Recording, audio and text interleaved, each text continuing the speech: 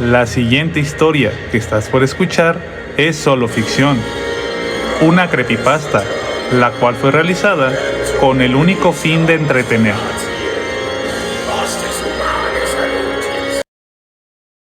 Universo inverso. Esta es la redacción de la última carta de una amiga mía. Ella estuvo en un accidente de auto, que la dejó en un estado de coma, del que no se esperaba que volviera. En cierta forma, jamás regresó. Despertó pasados 2 años, pero se suicidó una semana después. Los médicos lo explicaron con demencia postraumática, pero a sus padres poco les importaba la explicación. Y con razón. ¿Se imaginan cómo sería poner toda tu fe en alguien para que luego esa persona te lo escupa en la cara y se suicide? Perdió mucho de mi respeto con su acto tan cobarde, pero aún así voy a concederle su última voluntad, que es escribir esto. Sin embargo, no pongo mis manos en el fuego por ella. Yo nada más lo hago porque me lo pidió. Me abstengo de comentarios de cualquier tipo, ni pienso formular opinión con respecto a lo que aquí escriba.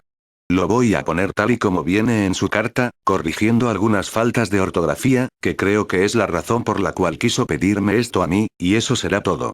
No pienso contestar preguntas, si es que esta página es de esas en las que se hacen preguntas. No sé.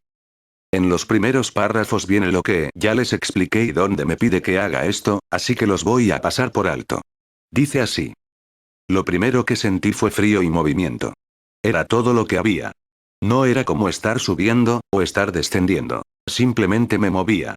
No había un arriba o abajo. No había suelo, ni luz, ni gravedad, ni nada que me dijera en dónde estaba, de dónde venía y, o a dónde iba. No había tiempo ni espacio, y no lo hubo hasta que el movimiento cesó abruptamente. Fue como si hubiese chocado contra el límite de la nada, excepto que no se sentía ni se veía. En la ausencia de luz, una comienza a cuestionarse si de verdad existe. ¿Soy real? Entonces, él apareció. Era un ente de dimensiones titánicas sin forma, posición o composición determinada. Tenía tanto control sobre sí mismo que a fuerza de voluntad hizo que 2 grandes manos surgieran de su cuerpo. Asimismo, apartó de sí la luz, y de ella se formó un cuerpo circular cuya luz era tan radiante que no podía ser visto directamente. Solo entonces, supe que yo existía. El ser siguió trabajando, y mientras más trabajaba, más forma adquiría. Cientos de astros se desprendían de su cuerpo, y todos se alejaban en distintas direcciones. Puso sus ojos sobre uno en particular. Este astro era uno de los más grandes de todos, a excepción del que daba luz. Lo hizo girar en su eje y disminuyó de tamaño para poder trabajar bien en él. Lo colmó de agua, luego la separó de la tierra, luego puso plantas en la tierra, y finalmente lo tocó para darle alma propia. Y yo viendo todo.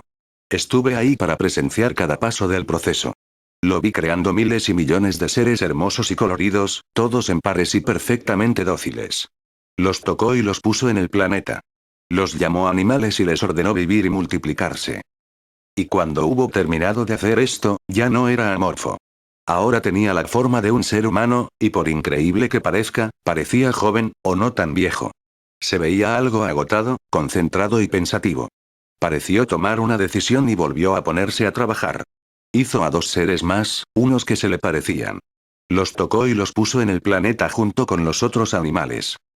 Pues bien, estos seres aprendieron de su entorno, se familiarizaron con los animales, aprendieron a comunicarse, se reprodujeron, poblaron todo el planeta, formaron las primeras civilizaciones.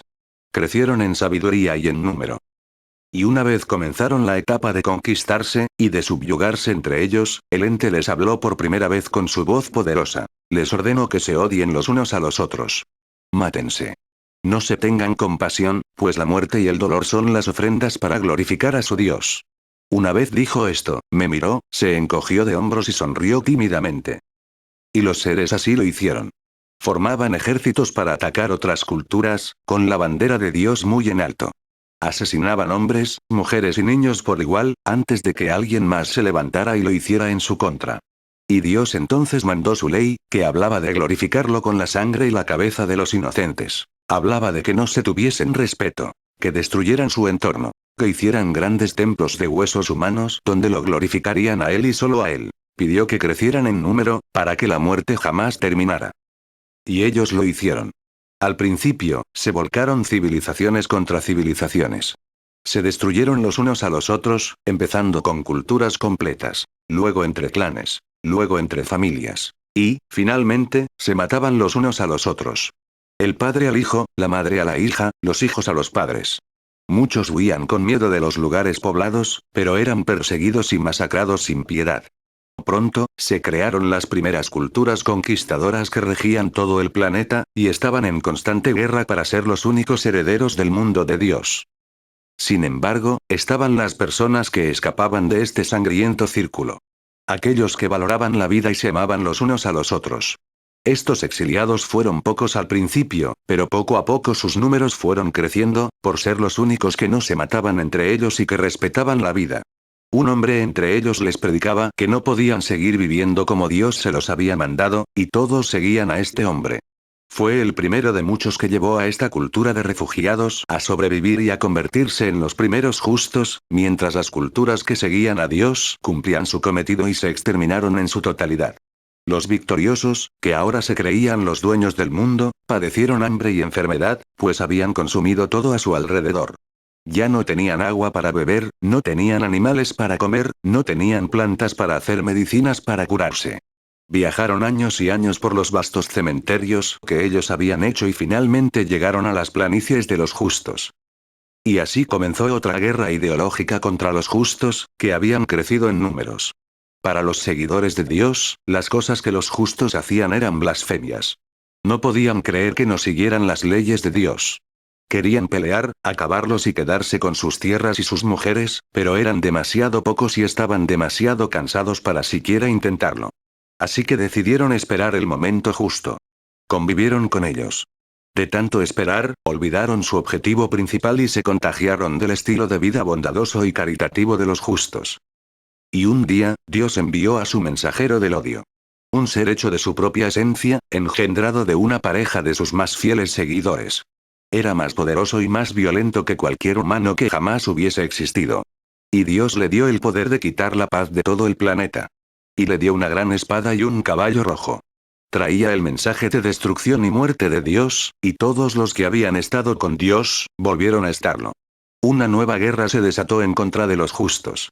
Todos temblaban ante la presencia del enviado, pero sus largos años de estudiar sus propias costumbres de justicia, les ayudó a ver que tenían que enfrentarse a este ser supremo.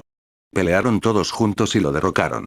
Los que lo siguieron se dispersaron, pero no querían que esa llama muriera, así que fueron a llevar el mensaje de que Dios de verdad existía y que seguía queriendo sangre y odio. El tiempo pasó. La cultura de los justos siguió creciendo y esparciéndose por el mundo, junto con la de los seguidores de Dios. Los justos veían a los amantes de la violencia volverse estrafalarios y ricos. Seguían glorificando a su Dios a su manera, pero cada vez eran menos. Los seguidores de Dios siempre estaban tratando de convertir a todos los justos al camino de la violencia porque Dios así lo quería, pero los justos ya no creían en su existencia. Los años habían pasado. Su enviado había sido olvidado por completo. Escuché a Dios cuando les gritaba: escúchenme. Soy real. Soy su Dios y les ordeno que se odien. No me desobedezcan, o los castigaré.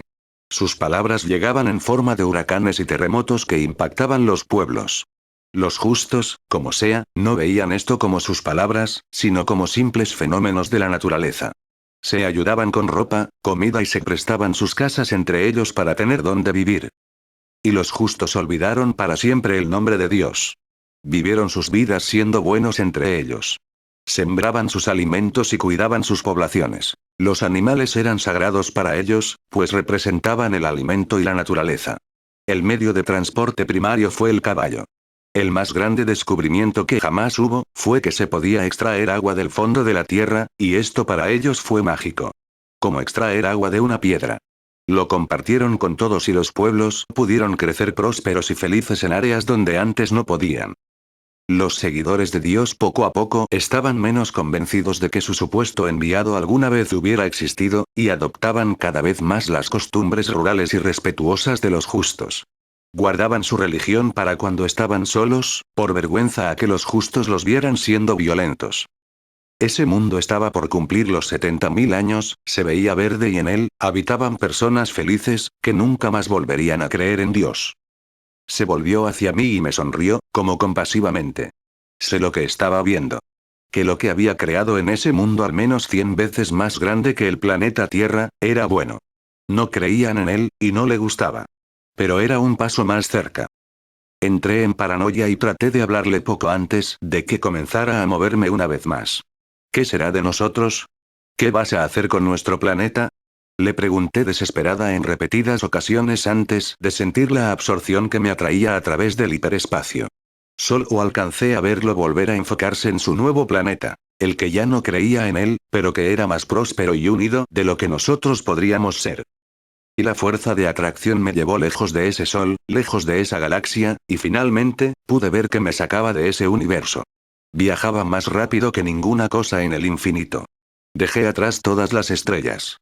Pronto, volví a quedar completamente a oscuras, sin nada más que la luz menguante de los astros del universo inverso que Dios había fabricado frente a mí. Me volvió a invadir la irrealidad, volví a moverme fuera del tiempo y del espacio.